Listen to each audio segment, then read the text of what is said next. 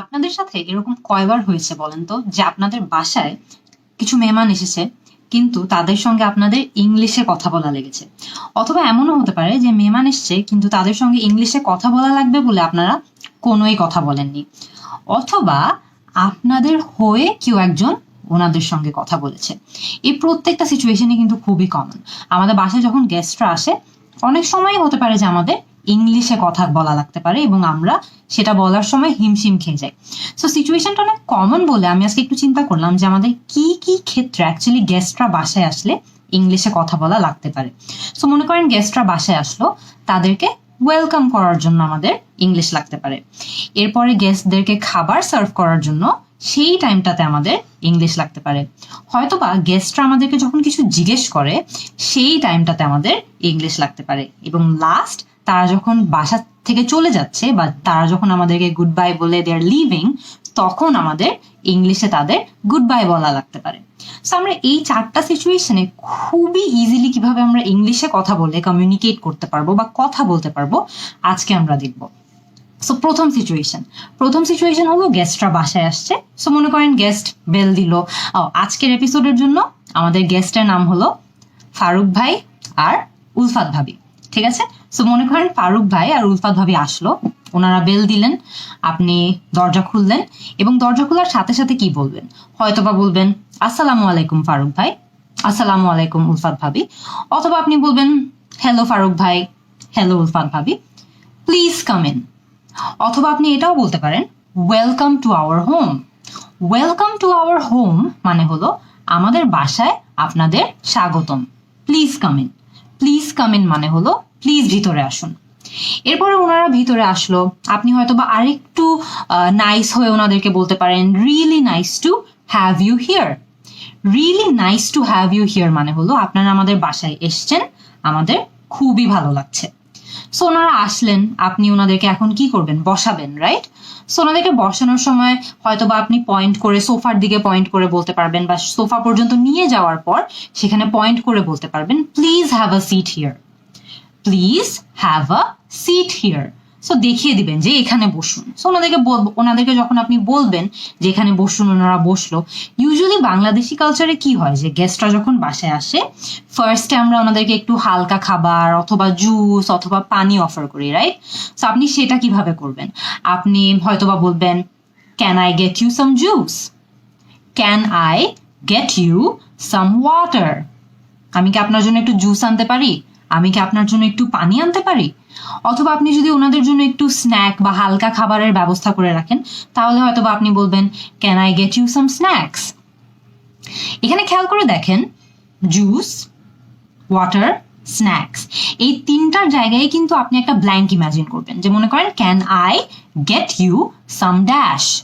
So এই ড্যাশে আপনি জাস্ট যেই খাবার আপনি অ্যারেঞ্জ করে রেখেছেন সেই খাবারের নামটা বসিয়ে দিলেই কিন্তু আপনার ওই ইনিশিয়াল সার্ভিং এর খাওয়াটা অ্যারেঞ্জ হয়ে যাবে। আপনি পানি রেখে থাকলে পানি অফার করবেন, জুস রাখলে জুস, অন্য কিছু রাখলে জাস্ট ওটার নামটা বসিয়ে দেবেন। এরপর আপনি ওদেরকে ওয়েলকাম করলেন, বসালেন, হালকা খাবার অফার করলেন। নেক্সট কি? নেক্সট হলো যে ওনারা যখন মেইন খাবারটা খাবে, মনে করেন লাঞ্চের জন্য আসলো অথবা ডিনারের জন্য আসলো, সো মেইন খাবারটা সার্ভ করার সময় হয়তোবা আপনার আবারও ইংলিশের প্রয়োজন হতে পারে। সো নেক্সট স্টেপে আমরা দেখবো যে এই স্টেপটাতে যে মেইন খাবার সার্ভ করার সময়ও কেমনে আমরা ইংরেজিতে কথা বলতে পারি। এবার আসলো খাবারের পালা। সো খাবার খাওয়ার আগে হয়তোবা গেস্টরা আপনাদেরকে জিজ্ঞেস করতে পারে যে ওয়াশরুম কোথায় অথবা বাথরুম কোথায়। ওনারা হয়তোবা একটু হাত ধুয়ে আসতে চায়, right? So maybe they will ask you যে ওয়ার ইজ দ্য ওয়াশরুম। ওনারা হয়তো জিজ্ঞেস করবে can you show me where the washroom is. এগুলো সবগুলোরই মানে হলো যে ওনারা জানতে চায় ওয়াশরুমটা কোথায়। সো সেই ক্ষেত্রে আপনি কি করতে পারেন? ওয়াশরুমটা যদি খুবই কাছে হয় আপনি হয়তোবা পয়েন্ট করে দেখিয়ে দিতে পারবেন ইটস দেয়ার। ওয়াশরুমটা যদি একটু দূরে হয় তাহলে আপনার তো একটু পোলাইট হতে হবে, রাইট? আপনার তো ভদ্র হতে হবে। সো আপনি হয়তো বা অফার করতে চান যে আপনি ওনাদেরকে হেঁটে দেখিয়ে দিবেন যে ওয়াশরুমটা কোথায়। সেই ক্ষেত্রে আপনি বলতে পারেন please let me show you where it is, please let me show you where it is. এটা বলে আপনি ওনাদেরকে গাইড করে নিয়ে যাবেন বাথরুম পর্যন্ত। এর মানে হলো যে আমি আপনাকে এখনই দেখিয়ে দিচ্ছি যে বাথরুমটা কোথায়। মনে করেন ওনারা হাত ধুয়ে আসলো টেবিল পর্যন্ত, এবার আপনাদের কিসের জন্য ইংলিশ লাগতে পারে? হয়তোবা বলা লাগবে যে আপনারা বসুন, প্লিজ হ্যাভ আ সিট। এই বাক্যটা কিন্তু আমরা আগেও ডিসকাস করেছি, একদমই সেম। জাস্ট চেয়ারের দিকে পয়েন্ট করে বলবেন প্লিজ হ্যাভ আ সিট। এরপরে মনে করেন ওনারা বসলো, এখন আপনার মেইন খাবার রিলেটেড কনভারসেশন শুরু, রাইট? সো এখানে কিন্তু একটা কমন স্ট্রাকচার আছে, যে স্ট্রাকচারটা ফলো করলে আপনি যে কোনো খাবার অফার করতে পারবেন। সো মনে করেন প্রথমবার আপনি কিছু একটা তুলে দিচ্ছেন ওনাদের কাছে, সো আপনি ওনাদেরকে কোন স্ট্রাকচার ইউজ করবেন? বলবেন can I get you some dash. এই ড্যাশের মধ্যে আপনি জাস্ট খাবারের নামগুলো বসাবেন। Can I get you some rice, can I get you some fish, can I get you some chicken. So just ড্যাশটার মধ্যে আপনি ওয়ার্ডগুলো পাল্টাবেন। প্রথমবার কিছু অফার করার পর পরের বারগুলোতে যখন আপনি অফার করবেন তখন কিন্তু আপনার পুরো বাক্যটা বলার দরকারও নেই, আপনি তখন ছোট করে ফেলতে পারবেন সেন্টেন্সটাকে একদম। কি বলতে পারেন? সাম চিকেন মেবি, সাম ফিশ মেবি, সাম ড্যাশ মেবি। সো ড্যাশের মধ্যে আপনি জাস্ট কি অফার করছেন তার নামটা বসিয়ে দিবেন। অথবা আপনি এই স্ট্রাকচারটাও ইউজ করতে পারেন, how about some dash, how about some vegetables, how about some salad. So offer করলেন, রাইট? আপনি আরেকটা সেন্টেন্স, আমি আরেকটা স্ট্রাকচারের কথা বলে দিই, would you like some dash, would you like some chicken, would you like some mutton? So খেয়াল করে দেখুন এর মধ্যে কিন্তু যে কোনো একটা স্ট্রাকচার আপনার যেটা সবচেয়ে বেশি পছন্দ হয় আপনি চাইলে সেটাই বলতে পারেন বারবার। আপনি যদি একটু চেঞ্জ করতে চান আপনি এখানে 2-3টা একটু মিক্স আপ করে বলতে পারেন, কিন্তু স্ট্রাকচারগুলো কিন্তু মোটামুটি সেমই থাকছে, জাস্ট খাবারের নামটা দিয়ে রিপ্লেস করে দিলেই হচ্ছে। একটা খুব সুন্দর বাক্য আছে জানেন, মনে করেন এখন আপনারা খাবার শুরু করবেন, একটা সুন্দর বাক্য আছে যেটা দিয়ে আপনি খাবার শুরু করতে পারি এটা বলতে পারেন। সেই বাক্যটা কি? Let's dig in. Let's dig in মানে চলুন খাবার শুরু করি। অথবা আপনি বলতে পারেন বন অ্যাপেটিট, বন অ্যাপেটিট। এরও মানে হলো চলুন আমরা এবার সবাই মিলে খাবার শুরু করে দেই। সো মনে করেন আপনি এবার কাউকে বলতে চান যে আপনি আরো কিছু অফার করবেন, আপনি হয়তোবা তাদেরকে বলতে পারেন can I get you some more rice. Second helping কিন্তু নেয় সবাই, রাইট? সো আমরা দ্বিতীয়বার হয়তো বা খাবার অফার করতেই পারি। সো আমরা হয়তো বলবো can I get you some more chicken. এখানে স্ট্রাকচারটা হচ্ছে can I get you some more dash. So second helping এর সময় বা তৃতীয়বার দেওয়ার সময় আপনি এই স্ট্রাকচারটা ইউজ করতে পারেন। বাংলাদেশি কালচারে খুব কমন হলো যে আমরা যখন কারো বাসায় খেতে যাই তখন ওনারা অনেক বেশি আপ্যায়ন করে আমাদের, রাইট? মনে করে যে আমরা অনেক বেশি খেলেও হয়তো বা অনেকে মনে করে যে আমরা একদমই খাইনি। সো আপনি যদি ওরকম একজন হোস্ট হয়ে থাকেন যে অনেক আপ্যায়ন করতে পছন্দ করেন, আপনি আরো বেশি দিতে চান, তখনও আপনি একটা সেন্টেন্স ইউজ করতে পারেন। সেই সেন্টেন্সটা কি? You barely ate anything. আপনি তো কিছুই খেলেন না। হ্যাভ সাম মোর, আরেকটু নিন। You barely ate anything, have some more. এবার মনে করেন আপনাদের খাবার দাবার মোটামুটি শেষ, এখন আপনি হয়তো বা মিষ্টি কিছু সার্ভ করতে চান।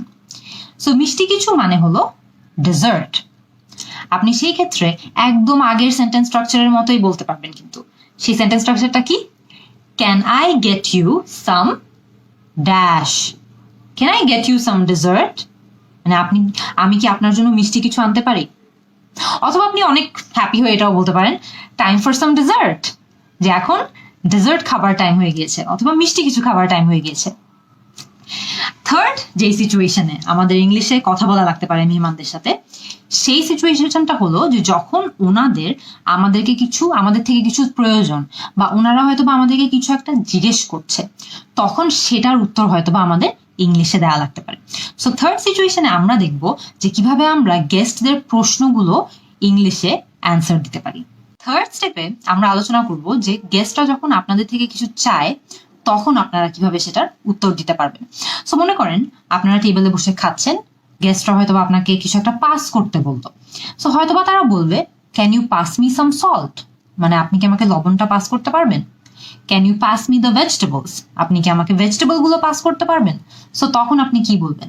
হাতের কাছে যদি হয় জিনিসগুলো তাহলে আপনি বলবেন yes of course, yes of course বলে জিনিসগুলো পাস করে দিবেন। জিনিসগুলো যদি আপনার হাতের কাছে না হয় আর আপনার গিয়ে আনা লাগে, তাহলে হয়তো আপনি বলবেন let me go get it, যে আমি গিয়ে নিয়ে আসছি।